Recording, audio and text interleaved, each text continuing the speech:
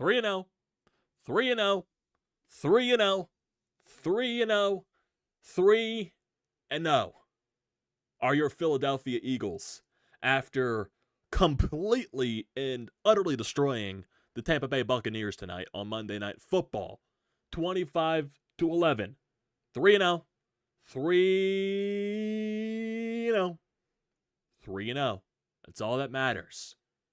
What's going on, everybody? Welcome back to TTP Sports. What a nice game. What a nice relaxing, not having the worry, watching this defense just stuff every single thing Tampa Bay threw at them. Basically, what did Tampa Bay, I think they had under 200 yards total on offense, even like maybe below 180. I think it was around the 170 range, if I'm to be, right, because I remember seeing a stat like that on Twitter. Yep, this is from Dan Roche. So if you look at, some of the Eagles' offensive players today, DeAndre Swift had another amazing game, back-to-back weeks, 138 total yards there. A.J. Brown had a fantastic game, 131 yards. The Tampa Bay Buccaneers as a whole had 174 yards on offense, rushing and passing. That's how much this defense completely shut down Baker Mayfield in whatever run game that Tampa Bay thought they could use. Because what was Todd Bowles doing? Thinking that he could do a run play in his own end zone with this defensive front completely stuffing the run the entire game. What the hell did he think was going to happen? What did he think? Automatic safety. Automatic safety. Like, seriously, what the hell did he think was going to happen? Offensively, I think there were definitely better points in this game offensively, but still, they're still showing signs of inconsistencies and, just trying to find things to get into motion, going to DeAndre Swift again, and he was absolutely huge for you in this game, getting some big yardage. Hell, he had a fucking run where he just hurdles over someone, just fantastic stuff. And literally, the only time you could have stopped DeAndre Swift tonight is when 3 people had to carry him off the ground in order to bring him down. Like, seriously, that was basically the only time I saw DeAndre Swift get stopped in this game. It was absolutely hilarious. And, A.J. Brown, after, all that crap that happened last week, everyone that tried to make a big deal out of the whole sideline thing between him and Jalen Hurts, it was nothing. It was no big deal at all. He gets over 130 yards today. He looked absolutely fantastic. Jalen Hurts, so going into this game, we saw that it was reported that Jalen Hurts was dealing with flu-like symptoms coming into tonight's game. So I do think we kind of saw how that impacted him on the field, with some of his decision making, just didn't look too right. But I still felt, the second interception in the game, definitely, I don't see that as a fault on Jalen Hurts. That was just an amazing play by the Buccaneers defender back there. And you wish, I guess they could have, been a little bit better there. I believe it was Devontae Smith back there trying to be a little bit more defensive to prevent the catch from happening. But hell, what do you know? Because basically the next play right after it, you got the ball back because for some reason Todd Bowles thought it was smart to run on his own end zone. I don't know why he thought that was the best thing to go there in the world. It was just obliterally stupid in that entire thing. So Todd Bowles got a little bit of a taste of what he did to Jalen Hurts and this Eagles team a couple of years ago in the playoffs in that wild card round. He got a little bit of a taste of that, even though this is a completely different Tampa Bay Buccaneers team, Tom Brady-less and all that crap. Baker Mayfield's the quarterback now, but still, I guess he got a taste of his own medicine because the defense was amazing today. Jalen Carter just doing everything possible. Hell, look at the special teams today. Britton Covey actually was productive. In what world is Britton Covey productive? Looking like Dylan Covey out there. Little Phillies action. Looking like, the man, the myth, the legend, Dylan Covey coming out of the fucking bullpen to eat some innings for you. Get some nice yardage there on some nice punt returns. When the fuck did Britton Covey decide to be productive? I have no idea. But I loved it. I loved every single second of it. Yeah, the Bucs had their one drive in the fourth quarter. But you know what the Eagles exactly did right after that? Just a casual 9-minute drive to close the game out. Just casual. just casual, and a nice, third and long play to A.J. Brown to basically seal everything off. And for some reason, Todd Bowles, during that entire drive for the Eagles, did not decide to use a timeout. That entire thing, that entire action. I don't know why. I guess it's basically just Todd Bowles waving the white flag. It definitely feels like that. He just comes, okay, even up to 2-score game with, 9 minutes left on the clock, we have no chance. We have no chance. We've been getting destroyed the entire game. We have no chance against this stud defensive front. Jordan Davis, Jalen Carter, Brandon Graham, Fletcher Cox making a couple of plays, Reed Blankenship making some interceptions. Fun stuff. Fun stuff. Jalen Carter forcing a fumble in this game. Jesus. Oh. My God. Amazing stuff. Jalen Carter. It's going to be like this every single week from Twitter and everything like that when he does something amazing. Oh my God, how did other NFL teams pass up on this talent? How did other NFL teams pass up on this kid? Because the Eagles got themselves a steal at 9 overall. Seriously, he's the best player in the draft. This past draft, he was the best player. Yes, I get that he had, the bad, showcase day. He had some very, with the whole, racing stuff, the character issues and all that stuff. But he landed in the perfect spot. With this Eagles organization. They know how to mold players. They know how to get character issues underway. This leadership core, with Brandon Graham, Fletcher Cox, Jason Kelce, Lane Johnson, all these guys here that have been, through this, through the role. It's just, they'll mold this kid. They'll mold this kid to, fantastic things. And he is showing it through the first 3 weeks. Defensive Rookie of the Year? Most likely. Man, oh man. You did see a bit of Kenneth Gainwell in today's game, which was kind of annoying just because of how amazing, DeAndre Swift was and has been these past 2 weeks. But there were some people complaining about why Gainwell was in the game in that final 9-minute drive. I think just because you were up 2 scores and, what was Nick Sirianni, he's probably confident enough in his team to go down the field and, drain the entire clock off to where he doesn't want to force DeAndre Swift into a game when it's, more than 2 scores and just risk anything there. Let Kenny Gainwell take the beating. I think DeAndre Swift at this point has proven that he should be the number 1 featured back on this team. He should be. He really should be. There's still some things throughout the game that I am going to nitpick, especially the red zone play calling because it has not been good. It has not been good overall. It really just isn't, because first drive of the game, you get stuffed down there. You try to go for it on 4th down. Nothing happens. Then you eventually kick a field goal. It's just, there was a situation where DeAndre Swift gets you down to the 15-yard line and you run, you snap back for 4 straight plays, passing plays. You step back and just nothing goes your way. It just didn't look pretty. It's just Brian Johnson really has to find a way to get this red zone play calling going, because it's just right now it's either you get to the goal line and you push or basically run it into the end zone, because right now passing it isn't working. It really just isn't, because right now A.J. Brown doesn't have a touchdown. Dallas Goedert doesn't have a touchdown.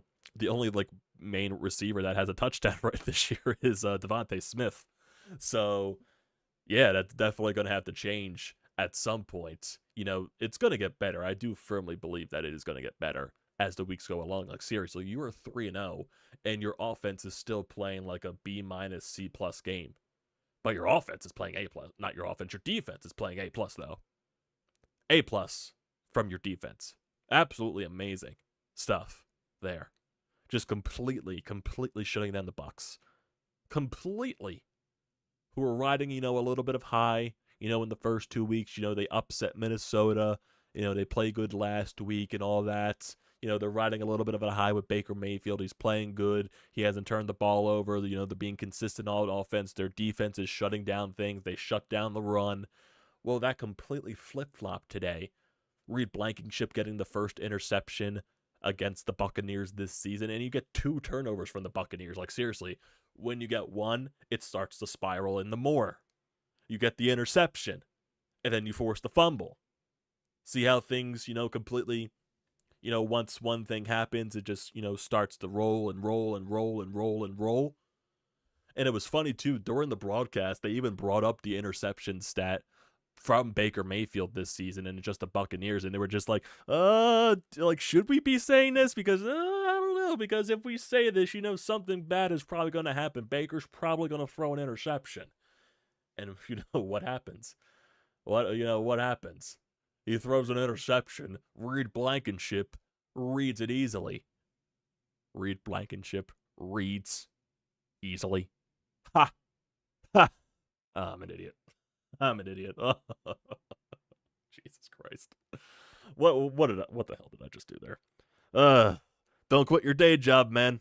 Don't quit your day job. Oh, God. Oh, God. Fantastic stuff, man. Just fantastic stuff. If you want to look at some of the stats throughout this game, looking at Jalen Hurts, definitely more, 2 interceptions. The first interception was definitely a major miscommunication between him and DeAndre Swift. He expected DeAndre Swift to stay, straight down the path, but instead he cut and went right. And I guess Jalen Hurts just thought he wasn't going to cut in that situation. So it turned out into an interception there. So that definitely was a bit of miscommunication on Jalen Hurts' part. But the second interception, arm punt basically, and, Devontae Smith ended up getting double coveraged, and Delaney just made a fantastic catch on the entire situation. Still, it turned out being a safety at the end of the day on the very next play because of, Todd Bowles being an idiot in that situation. So Jalen Hurts on the day, 27-37, 277 yards, 1 touchdown, 2 interceptions, got sacked once in this game. Like, seriously, the first touchdown of the game to Zacchaeus, Jalen Hurts, all the time in the pocket in the world, trying to find something downfield, puts the ball basically in the perfect spot possible for Zacchaeus, and he gets it into the end zone as Jalen Hurts is about to take a hit, basically. So that was probably Hurts' best throw of the day. Overall, that was an amazing play. The offensive line, which was feasting the entire night, especially helping out DeAndre Swift in the run game. Offensive line, keeping that defensive front of Tampa Bay in check while Jalen Hurts has all the time and space in the world to find that deep pass on that third down play to get it to Zacchaeus. And that was not on my bingo card, Kim getting the first touchdown of the day. I don't even think that was on anyone's bingo card. He comes in because Kenny Gainwell gets hurt. Not Gainwell, Quez Watkins was hurt last week, so he comes in to replace him, and of course he gets the touchdown because why not? Because why not? Oh, boy. So he had 2 receptions for 58 yards, 34 yards, the longest on that touchdown. A.J. Brown, 9 receptions for 131 yards, a 28-yard run. He also had a huge catch on a 3rd and long, basically to seal off the game. Had 14 targets today, so definitely they tried to get him the ball a lot more, which turns out to be successful. The more times you get A.J. Brown the ball, it's going to be successful, basically. Him or Devontae Smith. Dallas Goedert, he had 7 targets today, 5 receptions for 41 yards. Devontae Smith not targeted as much today. 4 receptions, 28 yards, and then basically the rest as it goes. DeAndre Swift, 16 carries, 130 yards, man. Fantastic stuff. Absolutely fantastic stuff there. Just looking at the defense, Reed Blankenship had an amazing game. Jordan Davis getting a half a sack there. Jalen Carter, Fletcher Cox getting that half a sack too. Just, Jordan Davis and his ability to stuff the run is absolutely fantastic. I thought Slay had a very solid game covering Mike Evans. Mike Evans had a very sluggish game today. He had the amazing catch in the 4th quarter to basically on that, lone touchdown drive by Tampa Bay. But basically, Mike Evans dropped a lot of catchable balls in this game. But also credit to the defense, too, for making his, life a living nightmare. He also had an easy touchdown catch in the end zone, and Sidney Brown actually made it a little bit more difficult for him to even, control the ball fully. So good shit there by Sidney Brown, but he did leave the game early. Landon Dickerson also left the game early, too, so definitely something to question there. It was good to not bring him back into the game because it was basically out of reach at that point. No reason to, put these guys in more jeopardy than they already need to be. So hopefully it's just nothing major with these two. they just, take him out of the game for precautionary reasons and all that stuff. But, yeah, basically, fantastic, play by Sidney Brown there. No wonder why people in this city are going to love him. But overall, the defense played amazing. Also, Nolan Smith had, it was one of the drives, I believe. It was on a third down play, 3rd and long for Tampa Bay. And Baker Mayfield was basically just scrambling the entire time. And he tried to go downfield, I believe it was to Evans. And he just completely overthrew his receiver. And then basically you see on the replay that Nolan Smith gives Baker Mayfield a nice little, rock there right after the throw lifts off. And, Baker came up a little bit shaken there, so Nolan Smith making his presence known, which is nice to see. I would like to get this kid some more snaps, too. I think he does deserve it. He's a first-round pick for a reason. Showed some nice stuff in the preseason, so I think as time goes on, he might get a little bit more snaps and all of that stuff, so we'll definitely see how things go. But yeah, overall, it was just a completely dominant effort on the defensive side today. Absolutely fantastic stuff. Look at Baker Mayfield's stats. 15 of 25, 146 yards, 1 touchdown, 1 interception. He got sacked twice. Their running game just could not go anywhere. 14 carries for 38 yards. That's how much the Eagles stuffed the run. Their longest run of the day was 12 yards, and that was in the 4th quarter on their lone touchdown drive. That's how fantastic they were at stuffing the run. The receivers, Evans had 60 yards on 5 receptions for 10 targets. Godwin, he had 32 yards on 3 receptions. Rashad White, 24 yards on 3 catches. So basically, yeah, Eagles, this was just domination on the entire thing here, man. It just was. It really was. Just looking at some of the plays here to start the ball game off. You forced them into, a couple of punts to start the game off. You decide to go for it on 4th down on your first drive of the game because you get there. But that's like, we're the situation where, DeAndre Swift gets you down to the goal line basically, and you decide to step back and pass it 4 times. So that's just, in the beginning of the game, it does get better as the game goes along, but at the beginning of the game, it's just, you got to try to score on these early drives. You got to credit your defense for, keeping yourselves involved because it could have got ugly pretty quickly if Tampa Bay's offense figured out something. But they didn't because your defense was absolutely amazing, and your offense finally decided to figure something out. You get a field goal on your second drive, basically 3 punts on Tampa Bay's drive to start the game. They do eventually get a field goal, but then you get the touchdown to Zacchaeus, then you get the interception, then Jalen Hurts throws the interception, and then the fumble happens. So this was just a crazy 3 sequences here of drives here. Reed Blankenship gets the interception, Jalen Hurts throws that awful interception off the miscommunication with DeAndre Swift, and then Jalen Carter forces the fumble, which you basically get the ball back to kick the field goal going into the half. You get the nice long drive for a touchdown to start off the second half. Your defense continues to do everything. Jalen Hurts throws the arm punt basically, then you turns into the safety. You go down and kick another field goal, and then basically, yeah, they got a touchdown, but you had a nice casual 9-minute drive to finish off the game. Casual 9.5-minute drive. Casual. Too easy. And honestly, I think it was on one of the touchdowns in this game. I think it was the touchdown to start the second half. The Eagles decided to do the tush push. I believe it was on a 3rd and goal. They didn't get it the first time, but the second time they got it on 4th and goal because the Bucs actually stopped it the first time. And they were like, oh boy, they're going for it again. It's actually shorter yardage at this point, and they get it. I feel like at this point, the tush push is so dominant that the Eagles know that the entire league hates it, and they know that the entire league knows that the Eagles are the only team that can pull it off as successfully as they do. So I think they just do it to spite the rest of the league because they oh, we know we're dominant. We know we can really abuse this play because we got this dynamic offensive line. We got a quarterback that's over 220 pounds and can squat 600. So, or, everything like that. It's just, why not? Why not? And people keep saying, oh, they've got to ban this play next season and all this stuff. If everyone around the league says this is too easy of a play, too simple of a play, then why are the Eagles the only team in the NFL that is able to, convert on this shit on a consistent basis as dominant as they do? I don't see any other team around the league abusing this play as much as the Eagles do. I don't see any other team being as successful as the Eagles are with this. So, is it just for a situation that the Eagles are successful with it, and the league just hates it because it's the Eagles being successful at something, and they don't want it to be abused by one team. Like, if the rest of the league was doing this, it probably would be fine. But it's just that one team is so dominant with it, they hate it. They hate it. You even get Troy Aikman on the play. Oh, it's not a pretty play and all that. Shut up. Shut up. Just because you can't stop it doesn't mean you gotta ban it.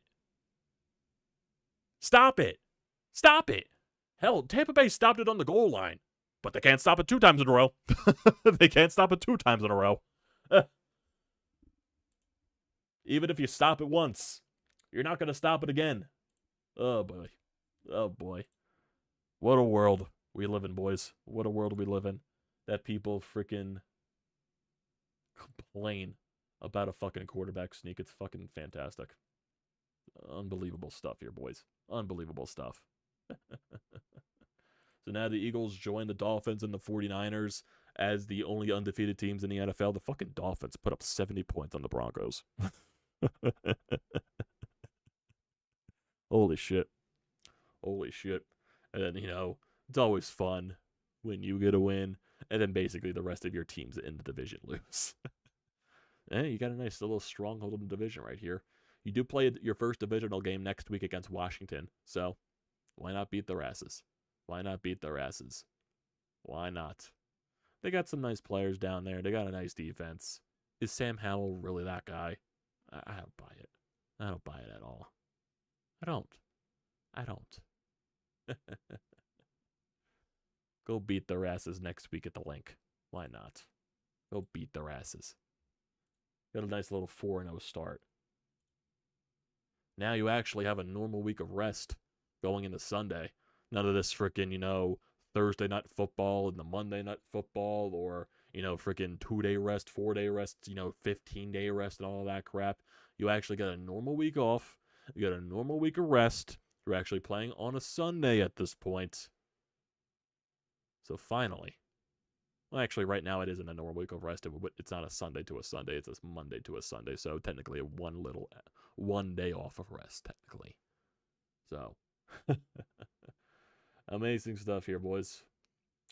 Amazing stuff. 3-0. Feels good. Feels good. And they can only get better from here. Like, seriously, they're 3-0 and they're still not playing their best game. Defensively, they're amazing. Offensively, there's still plenty of ways to improve. Plenty. And they're 3-0 still. And people will complain, oh, because you played the Patriots. Oh, because you played the 0-3 Vikings. Oh, because you played Tampa Bay. You went up against 3 solid defensive minds in the first 3 weeks of the year. You went up against Bill Belichick and his, ballsy-ass defense. You went up against the Minnesota Vikings defense. You go up against Todd Bowles, Brian Flores last week with Minnesota. You went up against 3 good defensive minds in the past 3 games to start the year. And maybe you get a little bit of a break with Washington. They do have a nice defense there, but is it as good as, the defensive minds that we've seen these past 3 weeks? We'll see. We'll see. It's your first divisional game now. So that'll be fun, at least. That'll be fun. But yeah, got yourself the 3-0, and that is the most important thing. The offense, I feel like from here can only get better. Brian Johnson really does need to improve on the red zone play calling, though. That's basically one of my major gripes right now with the offense. Because it just feels like right now when we get into that red zone, we just overthink things. We try to force the pass. We try to force players the ball, and it just doesn't work. Go with what's working right now, and that's DeAndre Swift. And then maybe, you get it deep enough to where you could push. And then it could open up the passing game. So, yeah, Jalen Hurts had the flu-like symptoms coming into this game, so it definitely could have, seen a little bit of the impact there. But it's got to be better there. That's the one major thing that needs to be better with this offense. It's just a passing game. It's just a passing game. Once you fix that passing game, you're going to roll over teams. You're going to roll over teams. Because with these defense, and if the offense plays to its capabilities, and you're still 3-0 because without the offense playing to its full capabilities, you're in good shape. You're in good shape if that's the case. We do have a voicemail here on the Anytime Hotline. You can leave those at 215-839-9885. Your thoughts and opinions there on everything Philly sports related. So let's go to here. Let's listen to Sean on what he has to say about tonight's actually, Eagles win. Now, if this were a boxing match, the 3 knockdown rule would have come into effect. I thought it was ironic at the end of the game, Tampa did the ultimate give up. They had 2 timeouts left and chose not to use either of them. That was basically the equivalent of waving the white flag. I mean, look, credit to Desai's defense. Yeah, they gave up the touchdown and the 2-point conversion, but they were holding the fort early and kept the Eagles in it. Give credit to the special teams. How about Britton Covey? My God, who lit a fire under his ass? Offensively, I mean, look, they moved the ball, but Jalen had the flu, I heard, and I think it showed in his performance. The play calling is still mystifying at times to me, as is the continued usage of Kenny Gainwell compared to DeAndre Swift and the non-usage of Rashad Penny. Again, lots to work out, but there's only 3 3-0 teams left right now, and the Eagles are one of them. Great job, thorough ass kicking. I enjoyed every second of it. As did I, Sean. As did I. Yeah, it still is weird that they haven't really used Rashad Penny yet. They used him last week, and he got that holding penalty and all that stuff. He really hasn't been able to make an impact yet. That is very weird. But when DeAndre Swift has been, doing all the things that he's been doing the past couple of weeks, it's kind of hard to. It's kind of hard not to give him the ball because he's just been that fantastic. He's been that amazing. With the way that he runs, with the way that this offensive line helps him, with the way that he sees the field. Like, they always credited DeAndre Swift's vision with Detroit, but he never played behind this offensive line. And I think that you're seeing this offensive line paired with DeAndre Swift, his true potential is being showcased. He could be one of the top running backs in the league, and he has that talent. He has that vision of the field. He knows how to get around people. He knows where to go and all of that stuff. He knows where to find the little holes to get loose. And I think you're seeing that now paired with this dynamic offensive line. Because they can give him the time and space, they can create the holes, and he just goes through them. Good stuff. Good stuff there. Still, offensively, you're still playing like a C+, B- game. Once you figure the passing game out, you are going to roll over teams. Once you figure out this red zone stuff. Thought I can go a stream without sneezing, but we're almost done regardless. Can never go through a stream without sneezing. I'm going to get to some of you guys in the chat here before we end it off. And all that stuff before I have to go edit it and stuff. So, it's going to be a little bit of a long night. But, what are you going to do? Star Wars, how are you doing? Yep, only team in the East to be 3-0. What a fun game to watch. Any chances the Bucs had were immediately ripped away. Well done, Carter, on that early shove causing a fumble. I certainly enjoyed tonight. And David is happy because he didn't have to be flipping back and forth between the Phillies and the Eagles. It's late and I have to work early, so I'm heading out. Okay, Austin. I definitely didn't catch that earlier in the stream, but thank you for stopping by. Thank you for stopping by and leaving a comment. David, how you doing? Eagles still frustrate me. Yeah, offensively, yeah. I think, the way Jalen played was kind of impacted on, the flu symptoms that he had. So I'll rule it to that and everything. We'll see how he performs next week at home. So we'll see. We'll definitely see. My parlay didn't hit, but it's real okay because the Birds are 3-0. What was your parlay channel name? What was your parlay? Eugene, true statement about Jalen Carter, a new snap or new sap scenario.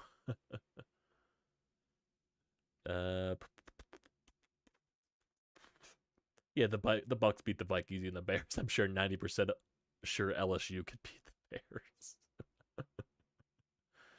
DeAndre Swift and Jason Kelce, Travis Kelce, and Taylor Swift. Oh my god, I hate the Taylor. I like seriously, leave him alone. Like, can the freaking media leave freaking Travis Kelce and Taylor Swift alone? Please let them live their lives. Come on, if they want to date, let them date. Don't have to freaking bother them every time. God damn. Safeties are some of my favorite players to see in the NFL. It's just weird score. It's just a weird scoring aspect of the game, and any defensive points scored is awesome.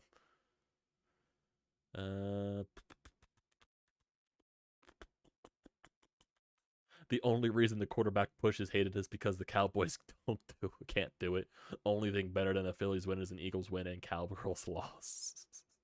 If the Cowboys could do the quarterback push, all the media would fall in love. Yeah, you probably got a point there, David. You probably got a point. You probably got a point there. And thank God next week is a 1 o'clock game next Sunday. So that'll be nice. Nice, a little Sunday afternoon to take off from all these freaking late games. Jesus, I can actually enjoy the rest of a Sunday if that's the case. Get a 4:25 on the first game of the week. Then a Thursday night game, then a Monday night game. At least this one was 7 o'clock, so it was more manageable instead of starting at like 8, 8:30, then it ends around 11:30, 12, and all that crap. More manageable because the other game that was on tonight, the Bengals and the Rams, that's still on. That's 10 minutes left in the fourth quarter, and it's almost 11 o'clock. So, thankfully, we got the early tilt.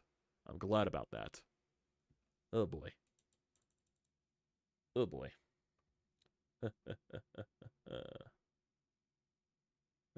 Oh, boy.